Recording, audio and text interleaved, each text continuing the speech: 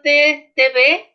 Hoy estamos con una invitada muy especial. Estamos con una amiga que se llama Judith Murphy, que ella se autodenomina maestra, capacitadora y conferencista, y nos va a hablar hoy de la alineación constructiva en el enseñar, evaluar y aprender como una máxima de coherencia para el aprendizaje.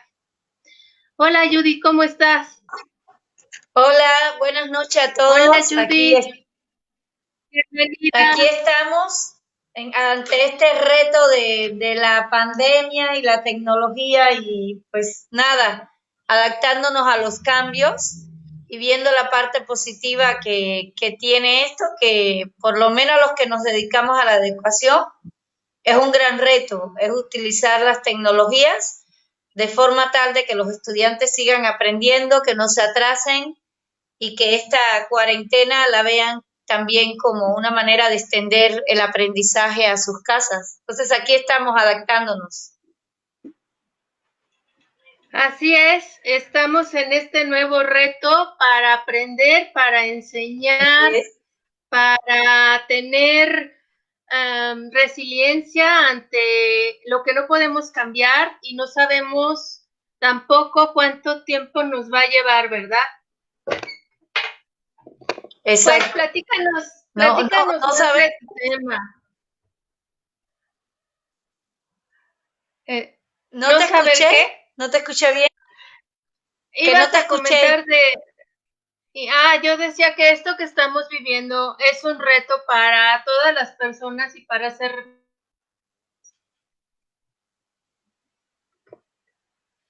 No te escuché, más o menos entendí. Entendí, esto es un reto para ser más resilientes. Se está escuchando bien la emisión. Tú comienza tu tema. Se escucha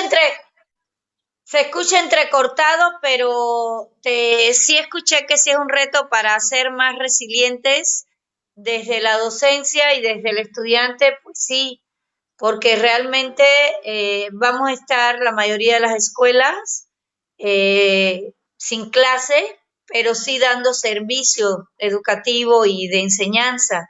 Muchas de las escuelas vamos a estar trabajando a través de las redes, ya sea diferentes plataformas como Blackboard, vamos a estar utilizando también Brillo Spares. Son varias plataformas que sirven, hasta el mismo WhatsApp, para que los estudiantes y los maestros estemos conectados, tratando de que no se atrasen en sus aprendizajes, pero también de que se adapten a nuevas formas, tanto ellos de aprender como nosotros de enseñar, porque aunque los estudiantes están adaptados a utilizar estas tecnologías y ya muchos tienen en sí el chip de las tecnologías, una cosa es utilizar el celular y valga la redundancia, las tecnologías para la parte recreativa, y otra cosa es utilizar las herramientas digitales que existen para el aprendizaje. Es decir, cómo utilizar las plataformas, cómo utilizar las herramientas de las plataformas, cómo hacer una buena búsqueda de la información, cómo subir documentos a las plataformas, cómo retroalimentar las tareas. Son varias actividades que tienen que hacer tanto los maestros como los estudiantes, que si en otras ocasiones no lo han hecho, realmente es un reto. Pero bueno, es algo a lo que los maestros tenemos que enfrentarnos y estoy segura que la mayoría lo va a ir logrando.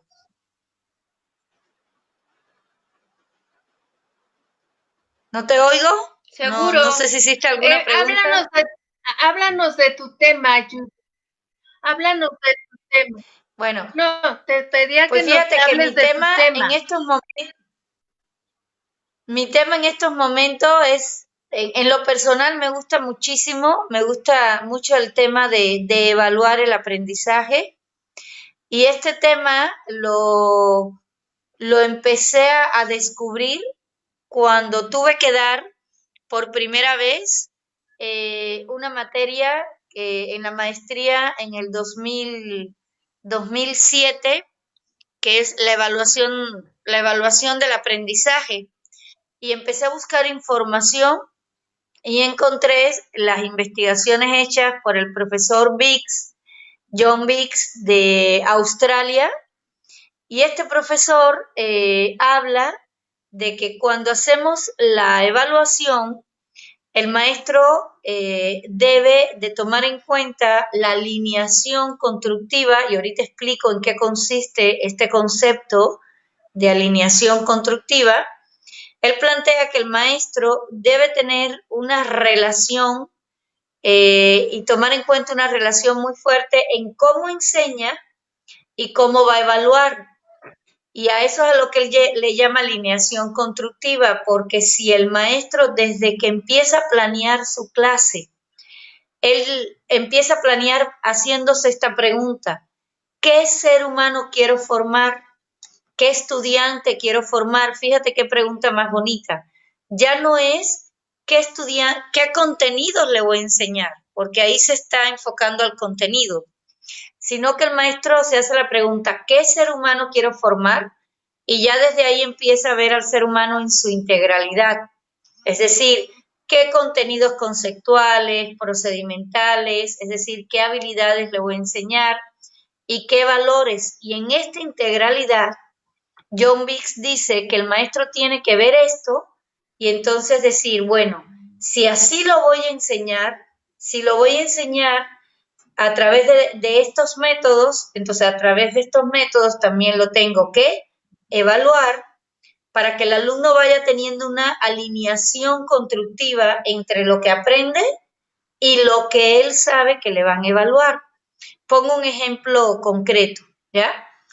Por ejemplo, si yo quiero formar un ser humano activo, pensante, crítico, que sea un agente de cambio social, entonces lógicamente yo como maestro tengo que empezar a utilizar metodologías activas, como enseñar a través del aprendizaje basado en problema, a través del método de proyecto, a través de estudios de caso, a través de la simulación, a través de preguntas indagatorias. Es importantísimo que el estudiante aprenda a preguntar.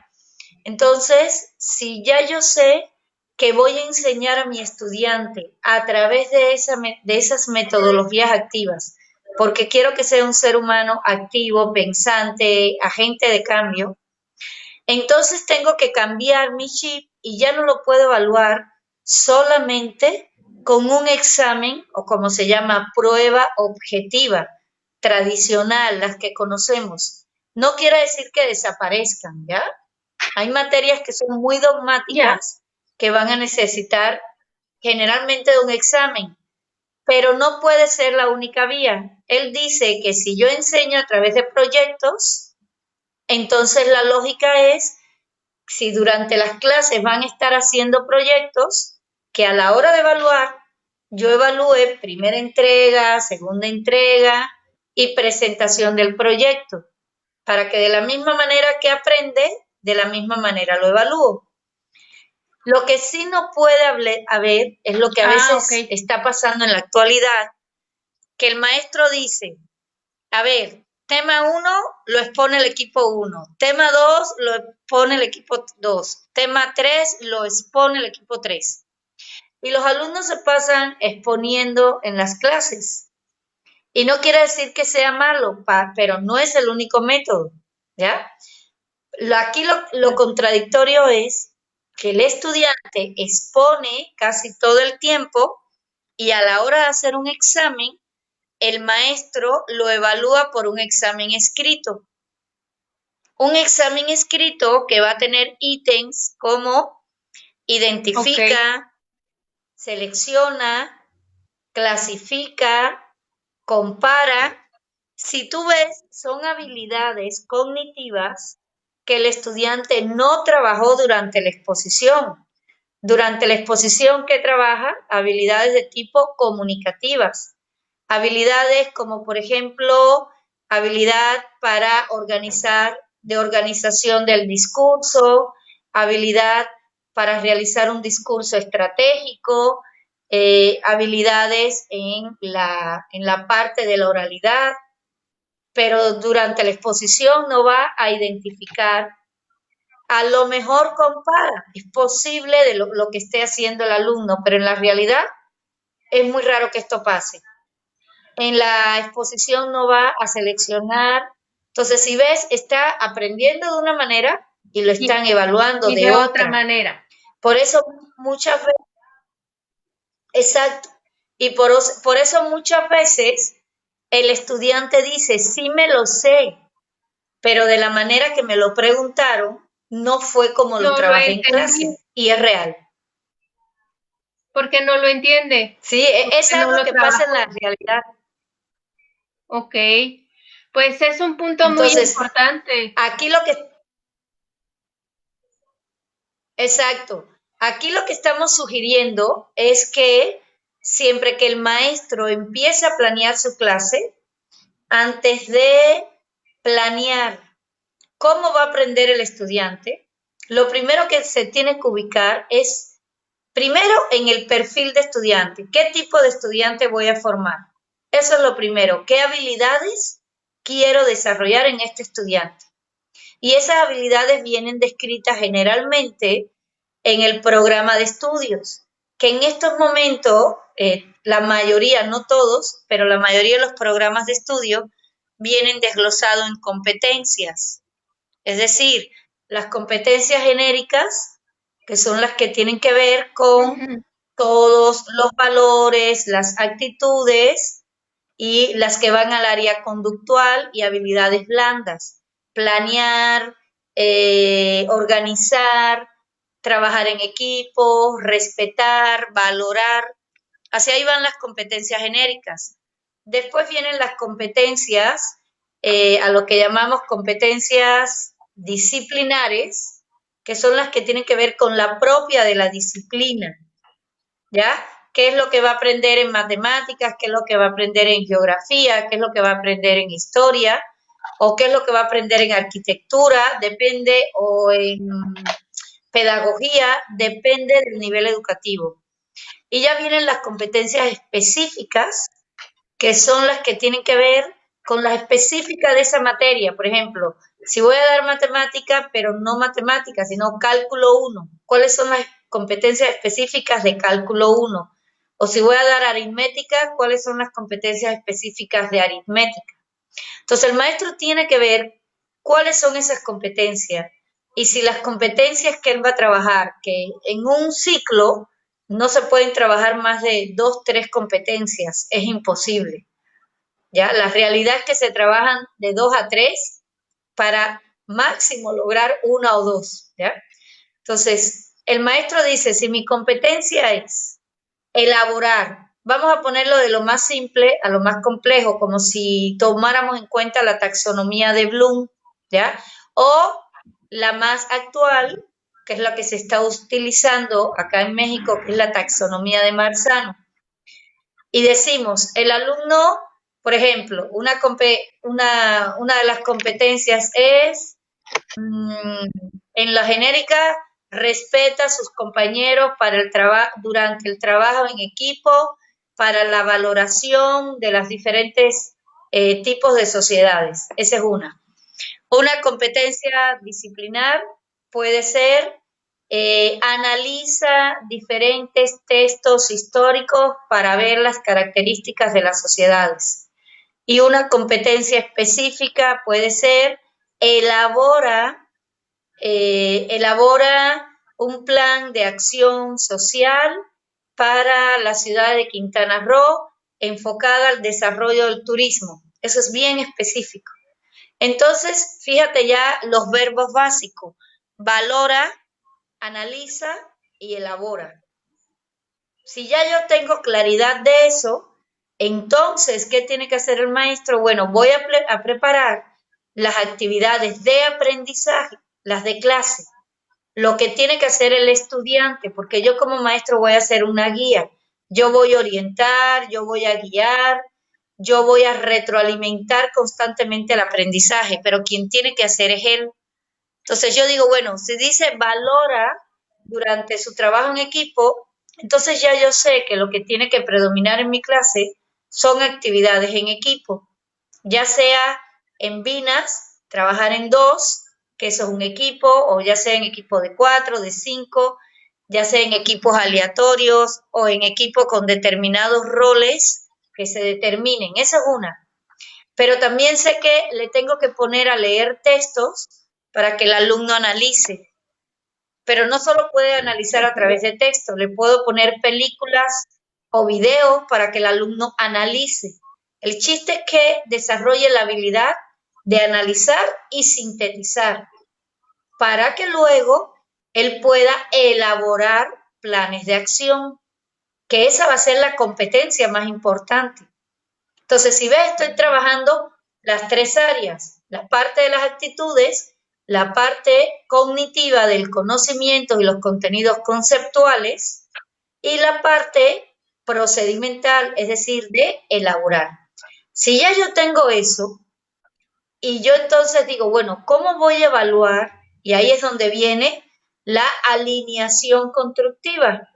Si el alumno trabajó en equipo, trabajó analizando y luego elaboró, ¿cómo entonces yo tengo que preparar mi sistema de evaluación? Pues a lo mejor en un primer parcial los pongo a trabajar en equipo donde van a analizar diferentes textos. Y entonces el producto que me van a entregar en ese primer parcial de ese análisis puede ser un reporte de lectura o puede ser un ensayo sobre una película vista o puede ser, depende del nivel, la elaboración de un resumen de 30 palabras, no más. Eso es bien difícil, porque ahí el alumno no puede ni cortar ni pegar, ¿ya? Tiene que ser de su propia creación.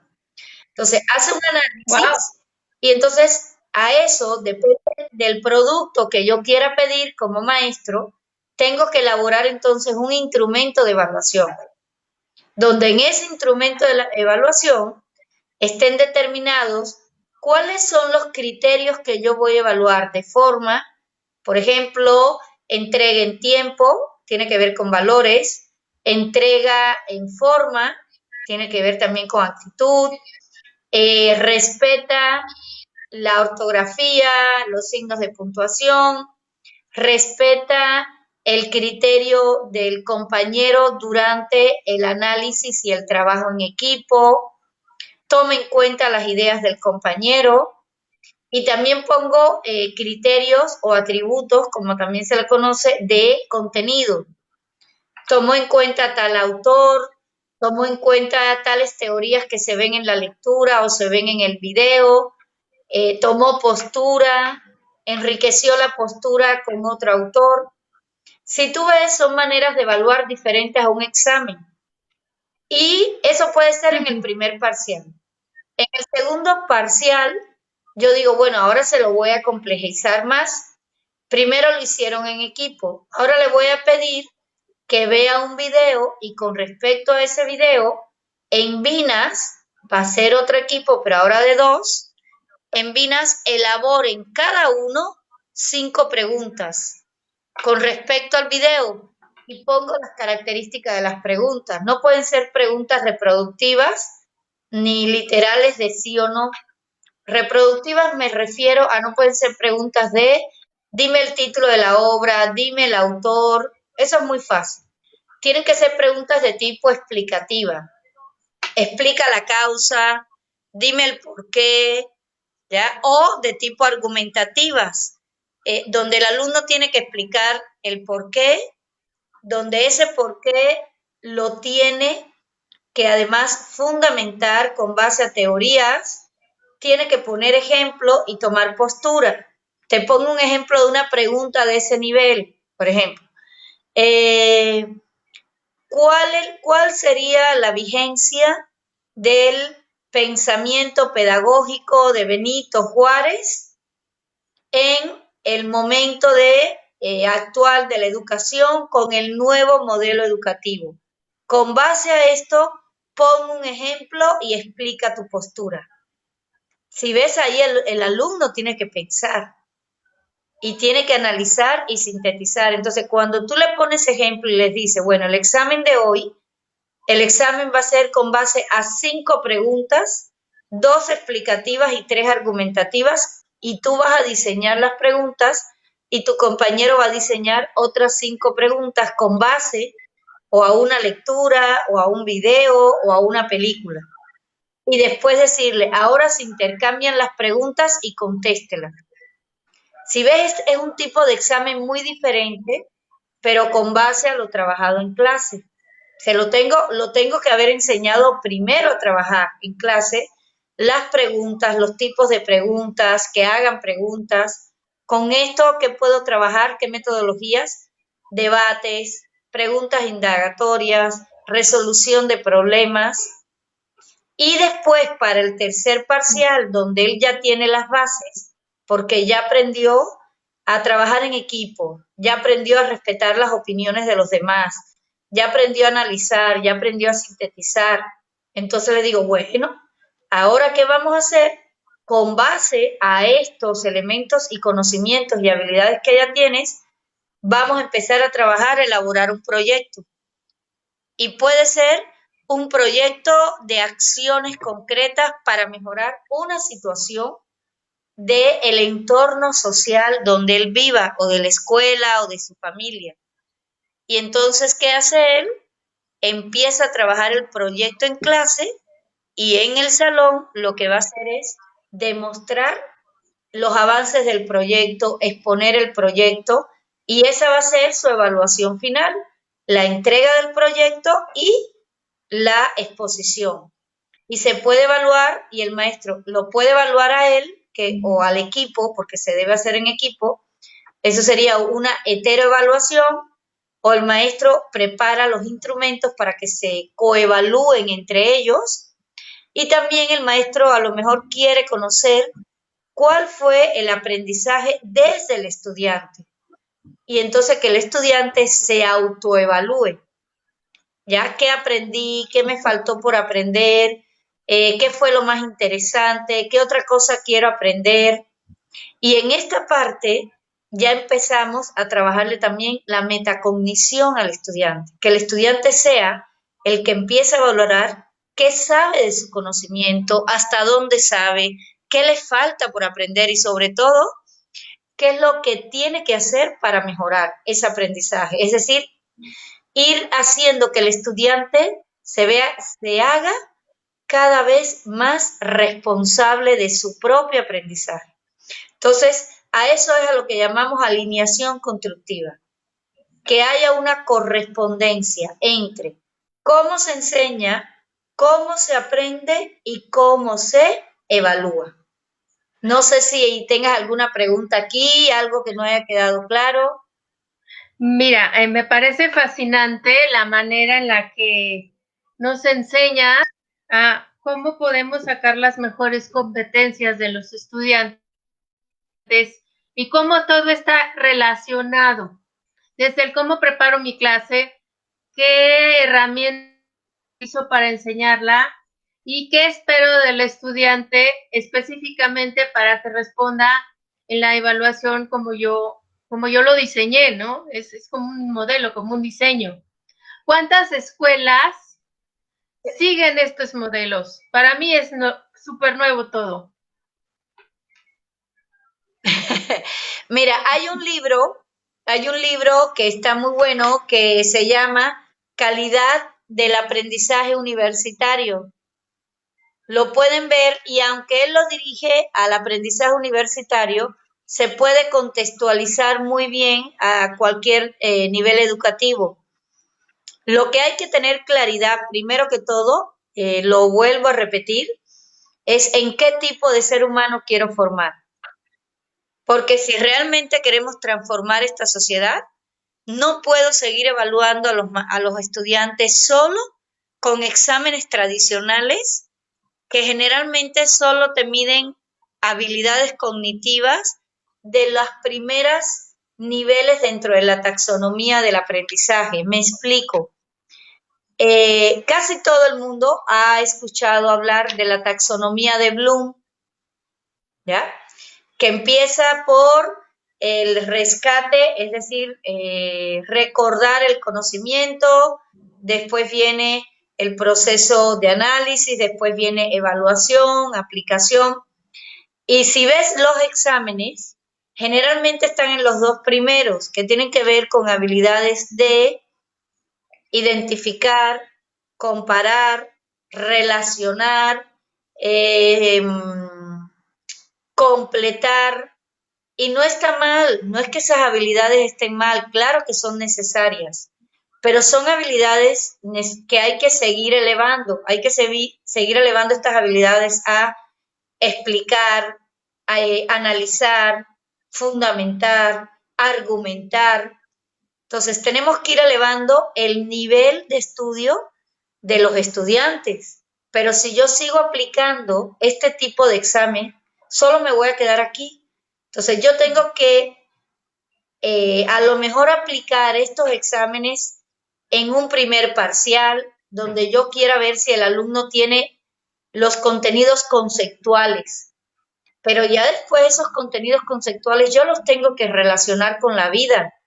Es decir, yo tengo aprendiendo, le es significativo, le es importante y lo va a aplicar en su familia, en su vida diaria, porque si el estudiante no ve que tiene una aplicación, si el estudiante no ve que le sirve, realmente no le va a hallar, valga la redundancia, significado.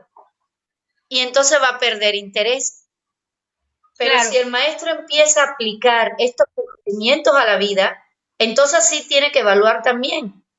Es decir, si yo quiero que el alumno sea crítico, sea pensante, entonces yo le tengo que poner problemas, pero no los problemas que vienen ya en el libro, en los libros de texto, que a veces son problemas muy cuadrados.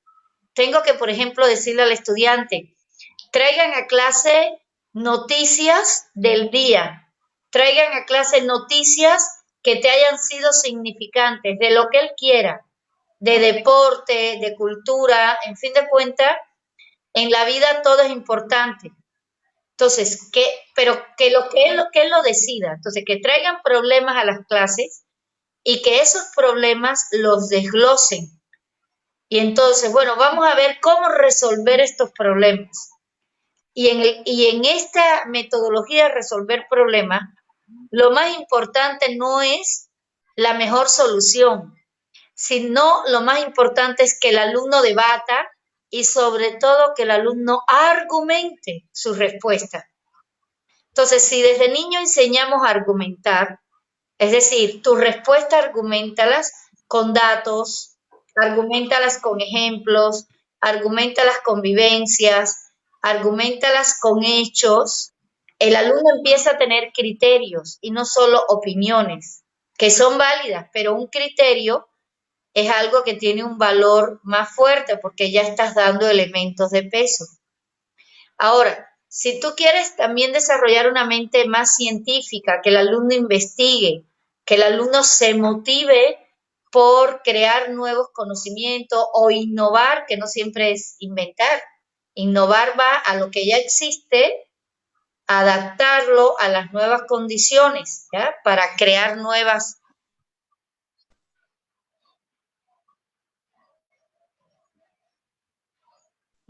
trabajar están basados en casos de la realidad.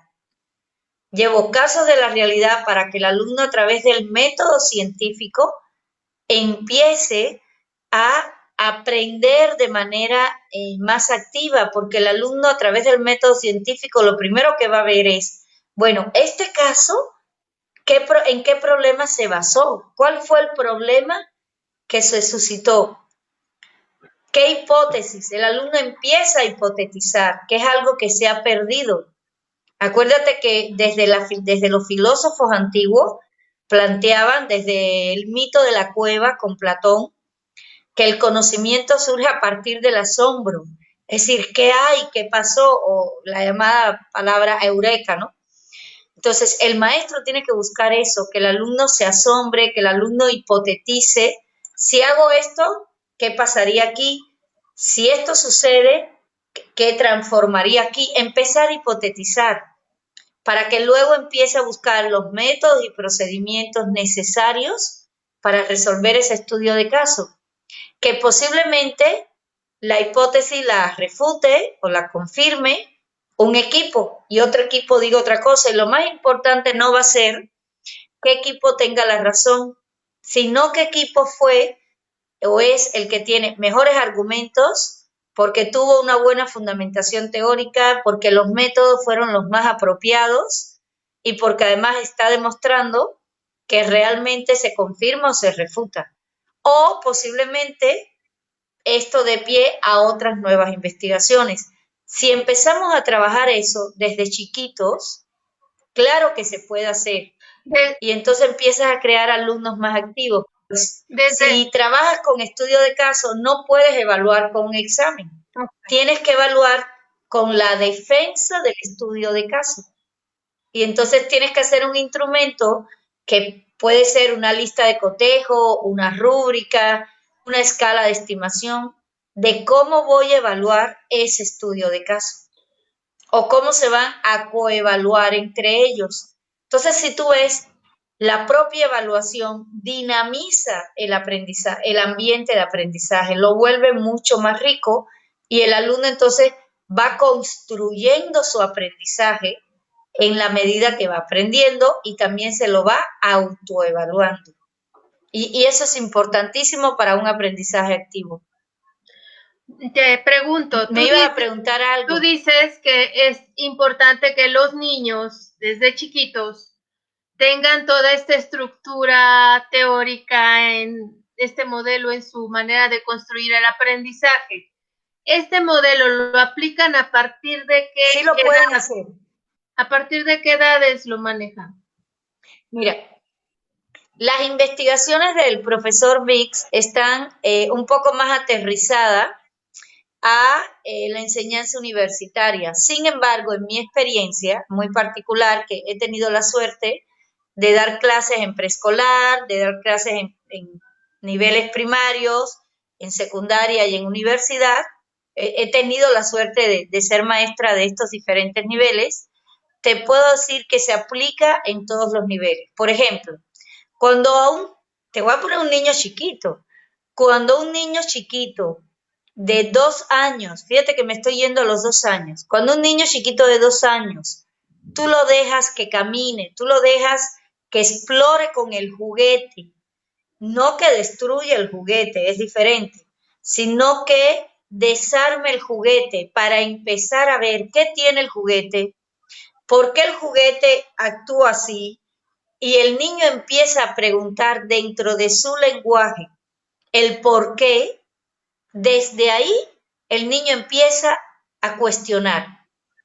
Pero si desde la casa y desde la escuela le damos ya las cosas hechas, es decir, la papilla se la damos masticada, pues el niño lo único que hace es llenarse la cabeza de conocimiento, pero no pensar.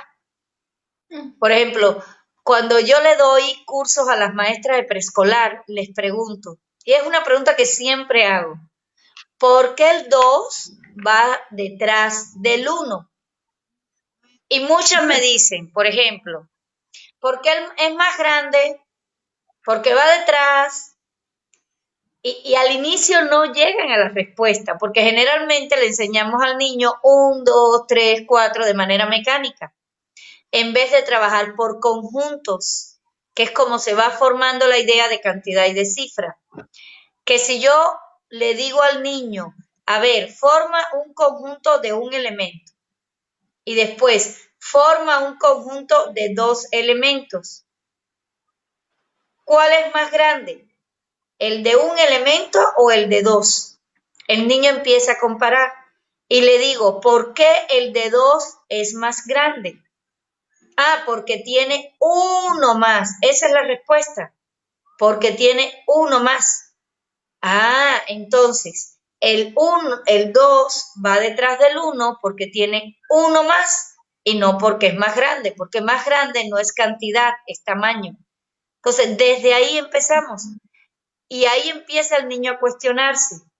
Y entonces yo le puedo dar fichas para que él trabaje con conjunto. Hay un autor ruso muy bueno que se llama Galperin, lo pueden estudiar, y Galperin habla de la teoría de la formación de conjunto y cómo a través de esta puedo trabajar la formación de las acciones mentales para que haya un pensamiento crítico más fuerte. Entonces, todo eso se trabaja desde la infancia. Pero vamos a ver a un niño de 3 años que ya entró en el preescolar y yo le empiezo a enseñar el cuidado de la naturaleza. Y le digo, fíjate que tú vas a hacer un álbum de diferentes hojas. Y tú tienes que preguntarle a tus papás, y ahí estoy incluyendo a la familia y a tus hermanos, cuáles son o cómo se llaman los árboles que tienen esas hojas. Ahí empiezo al niño a enseñar, le estoy enseñando a preguntar, pero aquí entonces a la hora de calificar el álbum, yo como maestra no puedo calificar el álbum más bonito que a la edad de 3 años seguro lo hizo el papá o la mamá. Yo tengo que calificar el álbum que realmente hizo el niño y el que cumple con los criterios que yo puse de evaluación, que van a ser cualitativos porque es preescolar. Pero desde que el niño empieza a armar su álbum, ya está elaborando. Mira aquí la habilidad, elaborar. El universitario elabora un plan de acción para su edad. El niño de preescolar elabora un álbum. ¿Y un álbum de qué? De hojitas de árboles. Y desde ese álbum le puedo enseñar biología, por ejemplo, los árboles, las características de los árboles, los tipos de árboles, los tipos de hojitas, pero le puedo enseñar también ecología a ese nivel, lógicamente, que vivimos en un medio ambiente, que hay que cuidar la naturaleza, que hay que cuidar los árboles, pero le puedo enseñar matemática, contando las hojas de los árboles, haciendo conjunto con las hojas iguales y con las hojas diferentes, pero le puedo enseñar también el amor por la lectura, porque entonces le puedo leer un cuento que tenga que ver con los árboles. Y fíjate ahí cómo trabajé la integralidad del conocimiento y la transdisciplinariedad, porque trabajé varias asignaturas. Y entonces después digo, bueno, ¿cómo voy a evaluar a ese niño preescolar? Pues lo evalúo con el árbol, que diga, con el álbum de hojitas, que es lo que estuve trabajando en clase. ¿Ya ves cómo se puede ir trabajando en todos los niveles? Muy bonito, muy completo, muy padre. Sí, simplemente es ver, por ejemplo, VIX también tiene algo que pueden buscar, se llama taxonomía solo. Así, esas son, ponen taxonomía solo, S-O-L-O, que es una taxonomía donde él habla de la división de las habilidades del aprendizaje a través de observar estas habilidades dentro de clase. Y él habla y nos ayuda mucho a ver los estilos de aprendizaje también de los estudiantes. Él habla cómo podemos ver alumnos que están en un primer nivel de aprendizajes, que son los que les cuesta trabajo comprender, ¿ya? Que es cuando tú le dices a un alumno, por ejemplo, de preescolar, ¿qué es un árbol? Y él te dice, una mata. Y bueno, un árbol no es una mata, pero es lo que para él es un árbol, ¿ya? Está el segundo nivel, que es uniestructural, que es donde el alumno tiene un poco más de conocimiento de este concepto, pero muy unilateral. Por ejemplo, cuando te dice, un árbol es una planta y solo te da esos elementos. Está también el cuarto nivel, donde él dice que el alumno tiene un aprendizaje multiestructural, que es donde no solo te dice, por ejemplo, que es una planta, sino que el árbol es una planta que tiene tronco, que tiene raíces, que tiene hojas, que tiene ramas, pero si tú ves, no lo integra. Ese es otro tipo de estudiante que necesita otros niveles de ayuda. Está también el estudiante que tiene un aprendizaje más relacional, que es el aprendizaje que ya relaciona las estructuras. Por ejemplo, es un árbol que tiene raíces y a través de las raíces absorbe el agua para alimentarse y con estas aguas nutre las ramas y las hojas y a través de las hojas transforma el dióxido de carbono en oxígeno y se crea la fotosíntesis. Si tú ves, ya es un nivel más amplio. Y está el quinto nivel de aprendizaje en esta taxonomía, que es el aprendizaje abstracto, que es el alumno que te hace todas esas relaciones y entonces este tipo de alumno es el que te dice, bueno, aparte de esas relaciones existen 10 tipos de árboles y los árboles se clasifican así, así, así, y hay árboles frutales, y hay árboles de vegetales, y hay árboles de este, no sé, te hace una serie de clasificaciones. Este alumno tiene un nivel de pensamiento más abstracto. ¿Y por qué es bueno saber esta taxonomía de solo? Porque entonces el maestro puede diseñar diferentes tipos de preguntas y de actividades para el salón de clase. Por ejemplo, llego un día a la clase y yo puedo preguntar, ¿qué es un árbol? Y ahí estoy dando la oportunidad a los del nivel semiestructural y estructural. Y después digo, bueno, vamos a pintar un árbol. Y ahí le estoy dando oportunidad al de el nivel que no entiende que es un árbol, pero lo ubica como una mata, por lo menos va a pintar la mata. Y después digo, bueno, ahora quién me dice cuáles son las partes de un árbol y que venga y que dibuje el árbol y las relacione. Ahí le estoy dando otro tipo de oportunidad al alumno que ya está en este nivel de relación. Y después digo, bueno, ahora quién me dice los tipos de árboles y la importancia de los árboles para el medio ambiente. Y ya le doy un nivel más fuerte a este alumno que está en un nivel abstracto. Le estoy dando oportunidades a todos se sienten motivados, porque si nada más dejo mi clase a un nivel muy abstracto, los que están acá abajo se van a perder. Y entonces los pobres se van a desmotivar y dicen, ¿para qué voy a clase si no aprendo? ¿Sí? Y entonces el pobre alumno, que el maestro dice, me expliqué, tienen duda, y el salón como en un silencio así, que nada más se oyen los grillos. Y no es que el alumno no sepa, pobrecito, es que no sabe preguntar. Y no sabe preguntar porque no entendió nada. Y entonces le da pena preguntar. ¿Ya? Entonces, me da pena. Si yo hago preguntas y actividades de diferentes niveles, pues el alumno se va a motivar. O el caso contrario, Claro. si todas mis actividades y mis preguntas son muy bajitas, al alumno talento, al alumno de un nivel de inteligencia alta se aburre. Me va a aburrir. Y es el alumno que muchas veces empieza a molestar, es el alumno que empieza a moverse y allá va el maestro a decir, es hiperactivo. No, está aburrido. Ajá. El alumno está aburrido porque Arréglenlo. no están cumpliendo sus expectativas.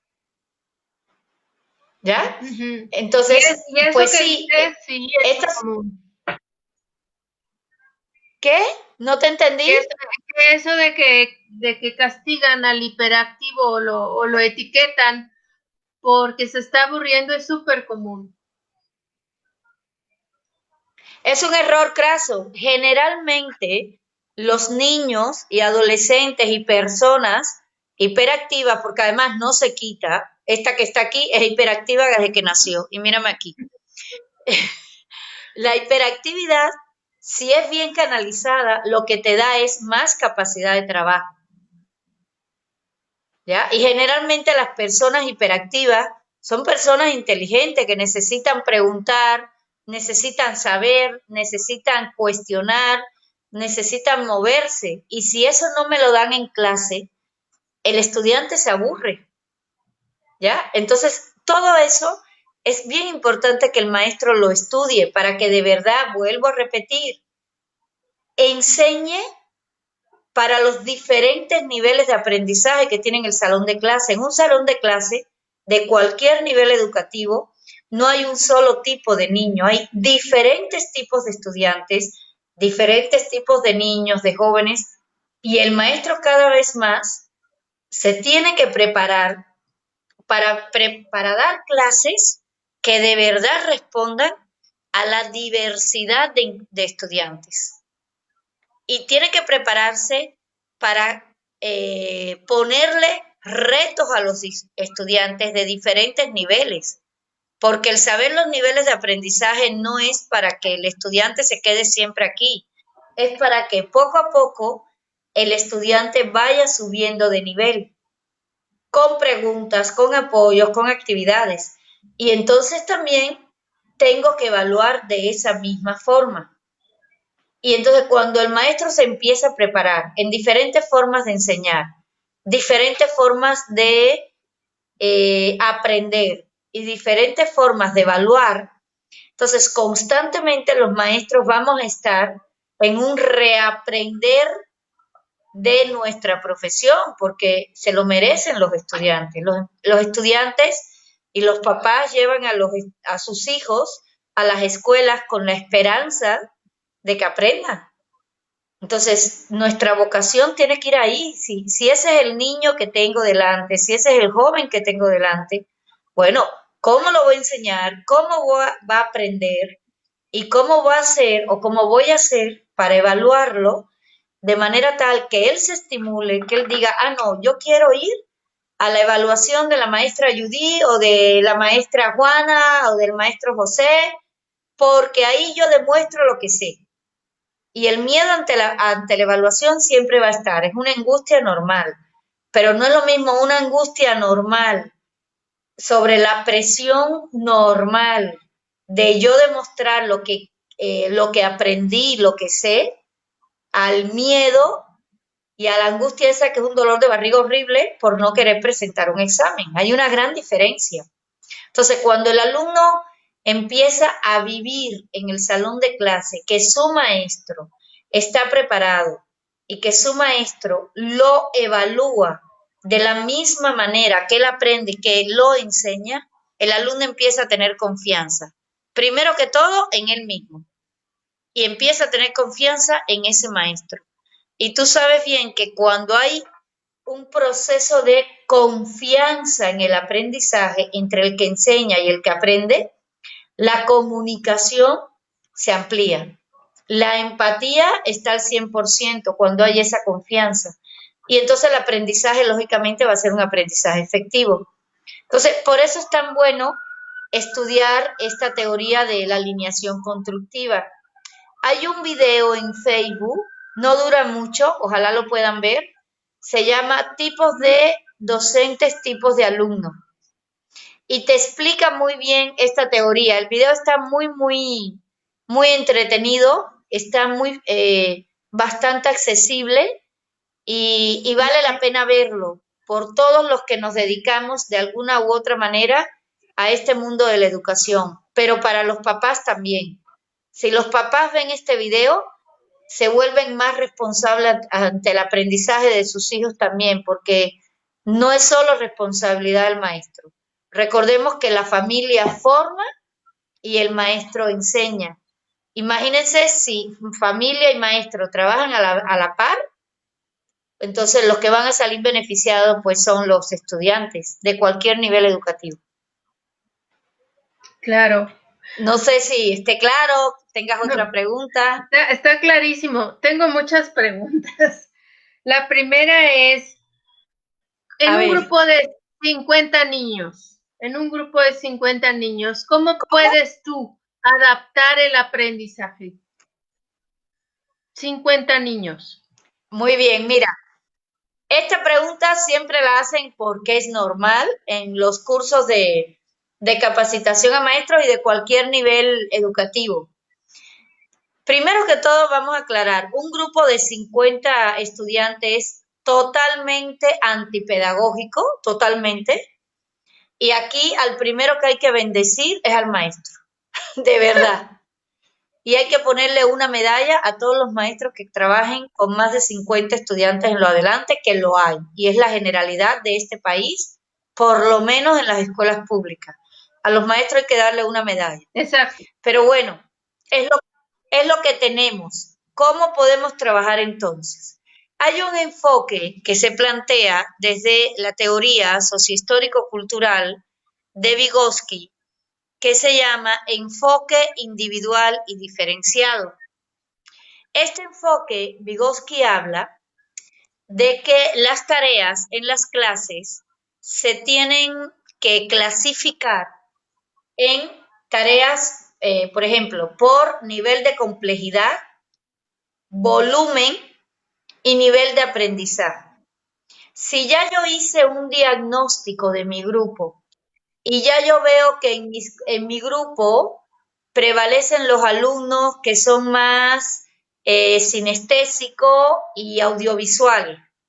Si ese es el nivel de, por ahí están los estilos, pero si además estoy viendo que en mi materia a mis alumnos les falta todavía conocimientos previos que tenían que traer y no tienen de otros grados, pero que tienen esas dificultades, pero que son buenos en estas y en estas y en estas clases, ya yo tengo todo ese diagnóstico, entonces digo, bueno, en este grupo las actividades que tienen que predominar son las actividades sensoriales, las actividades en equipo, las actividades de movimiento, las actividades de audición. Ya por ahí empecé a clasificar actividades y después digo, si ya yo vi que este grupo todavía le cuesta trabajo aprender esto porque no tiene conocimientos previos, en estas áreas, en vez de poner 10 actividades en una hora clase que con 50 alumnos no van a poder, que yo digo, bueno, voy a poner nada más, para empezar, 3 actividades. La primera, que sirva para rescatar conocimientos previos. Y entonces digo, bueno, ¿y cómo estimulo aquí al que es talento? Entonces, en vez de traer una pregunta, traigo 5 o 6 preguntas de diferentes niveles. Por ejemplo, a ver, traigo preguntas como, ¿cuál es el título de la obra? ¿Cuál es el autor? ¿Cuáles son las características del lugar? Mira como ya empecé a subir el nivel. ¿Cuáles son las características del lugar donde se hace la obra? Dame 2 personajes de la obra, uno positivo y uno negativo, y dime sus características y por qué actúan así, y qué personaje tú escogerías, por qué y cómo tú actuarías en la vida. Si ves, ya son 5 preguntas diferentes para rescatar conocimientos previos. Entonces, ahí le di oportunidad a todos los estudiantes. Entonces, empiezo con una de conocimientos previos. Después hago otra actividad donde relaciono conocimientos previos con conocimientos nuevos, para que él vea que todos los conocimientos en la vida están relacionados. Y estos conocimientos nuevos los enseño a través de videos, tarjetas, hechos reales. Si puedo llevar algún objeto o algo que realmente el alumno, o alguna excursión, si es que se permite en la escuela, o alguien que está relacionado con ese tema, lo llevo a mi clase. Hay diferentes formas de dar ese conocimiento. Y entonces pongo una actividad donde relaciono lo nuevo con lo viejo. Y después pongo otra actividad donde solo trabajo lo nuevo. Y cierro con una actividad independiente que sea de creatividad o de investigación, no de repetir lo mismo que di en clase. Porque si es repetir lo mismo que di en clase, ¿para qué pongo tarea? El alumno se va a aburrir, tiene que ser algo refrescante. Entonces, mira las 4 actividades donde en esta de conocimientos previos trabajé con todos. En la de conocimientos previos con conocimientos nuevos, estoy trabajando con la media del grupo. En la de conocimientos nuevos, Sigo trabajando con la media, pero le doy oportunidad a los que están más arriba también, ¿ya? Y además, entonces digo, bueno, vamos a trabajar en equipo para repartir roles. Hay quien va a ser el jefe de equipo, hay quien va a traer los materiales, hay quien va a hacer la parte creativa. Y esos roles los voy rolando, valga la redundancia. El que un día fue jefe de equipo, otro día va a traer materiales y otro día va a hacer la parte creativa para que sea Roles. rotativo y entonces tengan diferentes oportunidades. Y después, como solo puse 3 actividades, cada actividad la voy a orientar. Cada actividad voy a pedir que vengan 2 o 3 niños delante para demostrar. No lo voy a demostrar yo como maestra, sino que voy a hacer que ellos lo demuestren. ¿Para qué? ¿Por qué? Porque entre ellos se entienden mejor. Y si un niño ve que el otro pudo, pues entonces también le estoy dando la posibilidad de que él pueda. Después que la demuestran, la voy a controlar, le digo, bueno, ahora pónganse a hacerlo. Y mientras lo van haciendo, lo voy controlando. ¿Y a quién voy a darle primero la ayuda? A esos alumnos que tienen más dificultades. Ya terminé, ya se terminó la primera actividad, ya se retroalimentó frontal y de manera individual. Ahora digo, vamos a hacer la segunda actividad y vuelvo a hacer lo mismo, la oriento, se llama base orientadora de la actividad, la oriento. Le digo a 2 o 3, a ver, explícale a tus compañeros, a ver, ¿tú qué tienes que hacer? Ya lo hicieron, ahora les digo, ahora pónganse a hacerlo, ya sea en equipo, de manera individual, y vuelvo a hacer lo mismo. En lo que ellos trabajan, yo voy controlando y voy ayudando a aquellos que más lo necesiten y activo a los famosos monitores, es decir, los alumnos que pueden ayudar a otros, no a darle la respuesta, porque eso es lo que llamamos falsa ayuda, sino a hacerles preguntas, a darles como pistas para que el otro pueda avanzar, pero no a resolverle la tarea. Y cuando ya terminaron, entonces vuelvo a hacer una retroalimentación frontal y me voy para la tercera actividad y vuelvo a hacer los mismos pasos. Oriento, le pido a los alumnos que expliquen, les digo que ejecuten, mientras ejecutan yo retroalimento. Y cuando ya termino, que me va a quedar como 2 minutos o 3, ¿qué aprendiste? ¿Qué te gustó más? ¿Qué es lo más significativo de la clase?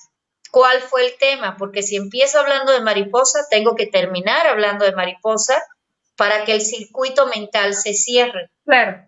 Entonces, si yo hago eso, lo logro. Lo que yo sí no puedo es poner en un grupo de 50 alumnos 10 actividades, porque es imposible.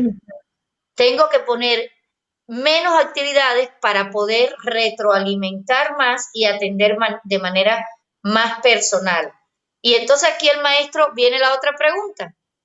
¿Y cómo cumplo el plan de clases? ¿Sí o no?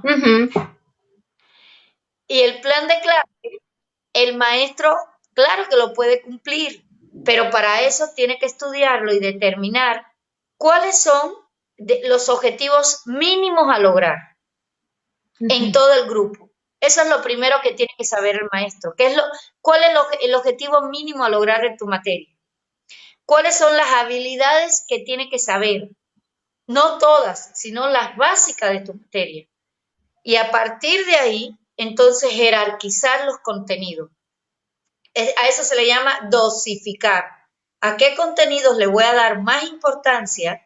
¿Y cuáles son los contenidos que voy a dar como contenidos históricos, contenidos culturales, pero que enriquecen el programa, pero no son la esencia de la materia? ¿Ya? Y entonces, ¿a dónde me voy a ir? Al objetivo mínimo y a las habilidades básicas que tiene que aprender. Y entonces a partir de ahí le trabajo todo esto. Y vuelvo a repetir, le trabajo siempre tomando en cuenta el ser humano que quiero formar, las habilidades que quiero lograr en él, y si eso es lo que quiero hacer, entonces, ¿cómo va a trabajar en clase? Y cómo lo voy a evaluar. Y todo tiene que estar coordinado. Hacia ahí iría fundamentalmente. Entonces, Ok, amiga, pues es un no poquito sé, complejo, pero se logra. eso, sí, pero se puede llevar. O sea, una vez que el maestro entiende que con eso va a lograr los objetivos básicos, aún teniendo un grupo grande, a mí me parece que lo más importante de todo lo que has dicho es ahora sí que ir por ese ser humano que necesitamos que aprenda, que integre, que tenga competencias Exacto. y que la calidad del aprendizaje la pueden hacer en conjunto los maestros y los padres como formadores. Y yo te felicito porque eres una Exacto. maestra que inspira con cada palabra que ha dicho y que por eso te quieren y te siguen tantos maestros. Y yo te felicito. Pues aquí estamos y cada vez que lo necesites, pues para mí es un gusto trabajar así, que podamos darle herramientas a los maestros. Desde aquí, desde la Universidad Riviera, tenemos pues un diplomado con respecto a esto. Estamos a su disposición. Lo que quieran, ya como sabes, me encanta ser maestra. Y cuando trato de poner ejemplos, que sean ejemplos del cómo el maestro lo puede vivenciar en la clase, cómo lo puede desarrollar. Entonces, te digo, te vuelvo a repetir materiales que pueden ver. Busquen, por ejemplo, calidad del aprendizaje del profesor Bix. Se llama así, calidad del aprendizaje universitario. Hay otro ¿Cómo se libro escribe bien? para enseñanza básica, Ajá. B, I, B, I latina, G, Pero G de gato, dos veces, y S.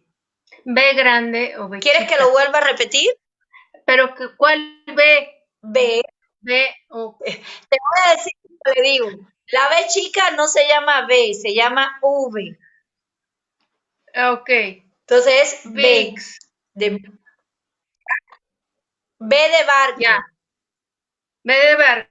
I, C, I latina, G de gato, C. G de gato, S. VIX. Se llama así, Ok. calidad del aprendizaje universitario. Hay otro libro para enseñanza básica para los maestros que está muy bueno.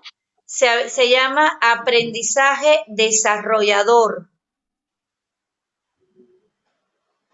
Aprendizaje Desarrollador de Silverstein.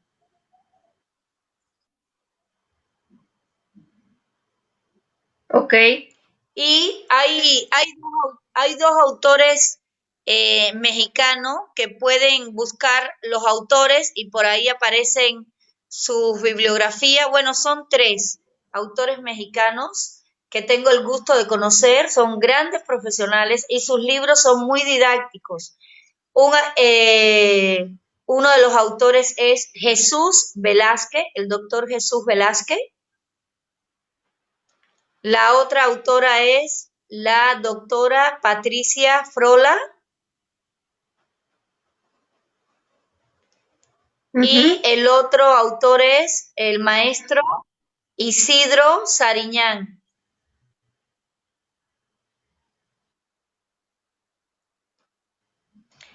Pueden buscar a estos tres Ok. autores mexicanos muy buenos, sus libros son muy didácticos, están muy dirigidos a la enseñanza básica. Todos ellos y una servidora pertenecemos a Renacer, es una red de capacitadores a nivel nacional de México y ellos tienen sus libros y los pueden buscar en internet, contactarlo y de verdad que ahí pueden encontrar herramientas muy buenas para Pues padres y excelente. para maestros. Pues te agradecemos infinito tu colaboración, tu inspiración, tu tema tan bien llevado, tan Bueno, pues estructurado. Y agradecerles a todos los que conectaron con nosotras, porque seguro aprendieron mucho y si aprendieron mucho, por favor compartan este video con las personas importantes para ustedes, porque es oro bendito. Vamos. Y a mi amiga ok, Judith pues Murphy, aquí no sé con estamos. qué te quieras despedir.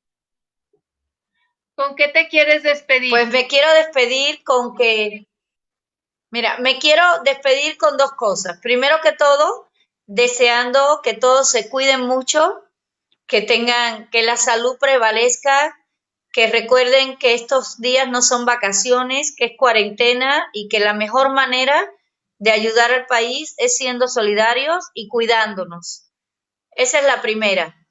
Y la segunda, recordar siempre al apóstol de Cuba, José Martí, con una frase que a mí me encanta y que dice, enseñar quien no lo sabe es una obra de infinito amor.